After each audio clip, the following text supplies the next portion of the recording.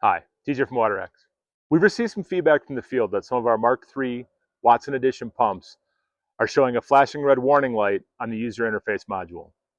This flashing red indicator does not automatically mean the engine is overheating. It's an indication that the engine is running above optimal operating temperature. This is a visual warning that airflow may be obstructed, that the fuel or fuel mix may be bad, or that the carburetor settings may need slight adjustments. This step-by-step guide will help you verify your cooling, will remind you to check your fuel quality, and will show you how to make those carburetor adjustments to increase engine cooling. That will let you get that flashing red UIM back to a steady green of normal operation. Now, before you begin, we ask that you follow any agency or departmental policies regarding carburetor adjustment. And if you have any other questions, you can consult your owner's manual or contact us directly at techsupport@waterax.com. I want to take a second and talk about the UIM in general. You see the LED here is going to flash various colors, which are going to give you states that the engine is currently running in. If it's flashing green, that means the engine's in a warm-up procedure. Letting a two-stroke engine warm up before you go to full power is going to help protect the engine. It's not required in the case of the Watson. You can go to full power immediately should you need to, but allowing the engine to warm up is, of course, the best way to preserve that engine. Once it goes to solid green, you're at operating temperature, and the Watson's ready to pump. If it's flashing yellow, it's detected a fuel issue. If it flashes blue, that means the overspeed had kicked in, and it's most likely a water-related issue. You see here, if it's flashing red, it's that overheat state that we have been talking about, which means when it's flashing red, it's saying it's above its operating temperature, and that's when we start doing the adjustment procedures we've talked about. Then if it goes to a solid yellow color, that's a maintenance light. It primarily means something has happened in the electronics package, and the pump will still run, and it will still pump water, but it's a good idea to get it in for service so you can get your electronics package all sorted out for you. But today we're going to be talking about that flashing red overheat and how to correct that. Okay, step one, we're going to make sure that the cooling system is free of debris, nothing is broken or cracked or missing, and all appears to be functioning properly. We want to start our inspection here at the fan system. Again, we're just looking for any kind of debris or chunks of wood or mud. And then as we move around the unit, again, we're just making sure that everything is where it should be. Nothing's broke, cracked, or missing.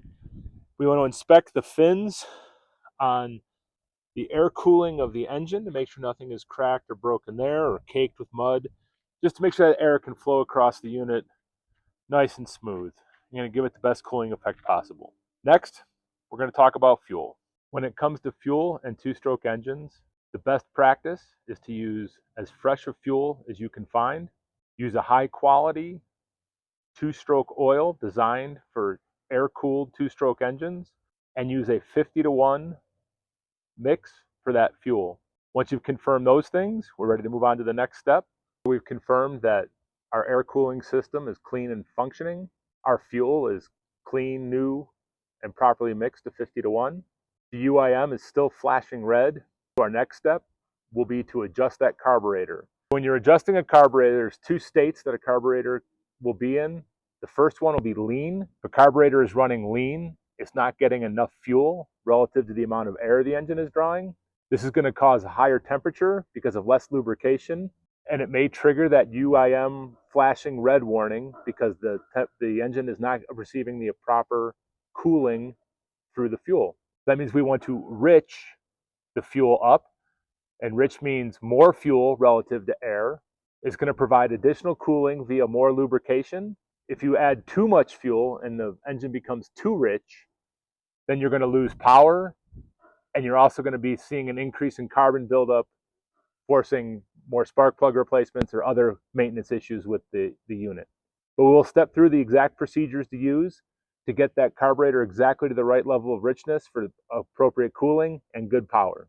Now, looking quickly at the carburetor here, you're going to see two screws. The one on the right that has the bar on it is the high needle, and that's the screw we're going to be using to do our adjustments. The screw on the left is the low jet or the low needle. We won't be adjusting that screw at this time, but there's more information about that and how to adjust that in your owner's manual. Now, moving on, we'll start talking about how to adjust the carburetor and the best way to do that. Now, as we're preparing to adjust the carburetor on the Mark III Watson Edition, we recommend gathering your tools and getting ready to do that. The tool you're going to need is a flat-bladed screwdriver. You're going to need the WATERAX app installed on a Bluetooth-enabled device. The WATERAX app is going to allow you to monitor in real time the engine temperature and also the RPM speeds. Now we're ready to start adjusting the carburetor. We want to connect our Bluetooth-enabled device to the Watson we're working on with the WATERAX app. We want to locate that high-speed adjustment screw we talked about, which is the screw with the bar on it. We want to run the pump. So we're going to need to have a water supply and the ability to pump water while we're adjusting the carburetor. We want to run the pump at full throttle. All the adjustments we make are going to be very small, an eighth of a turn, and then we're going to allow a brief stabilization in between any adjustment that we make. So our first eighth of a turn counterclockwise, if we see the RPMs increase on the pump, that'll tell us that the carb was adjusted too lean initially. So again, after a brief pause, we're going to do another eighth of a turn and see what that does to the pump. If we see an RPM increase again, we're going to repeat that same procedure, an eighth of a turn, and we're going to keep doing that until we see a slight decrease in the RPMs. Once we see that decrease in RPMs, we're going to add an additional quarter turn counterclockwise, which is just to make sure we're in that nice and rich, but not too rich setting for the pump. And then in approximately 5 minutes, we should see the temperature coming down and it should be back in the green, and then that Watson will be ready to work on the fire line. If after following all these procedures, your Mark III Watson edition is still having issues, please email techsupport@waterax.com and we'll get someone to assist you immediately.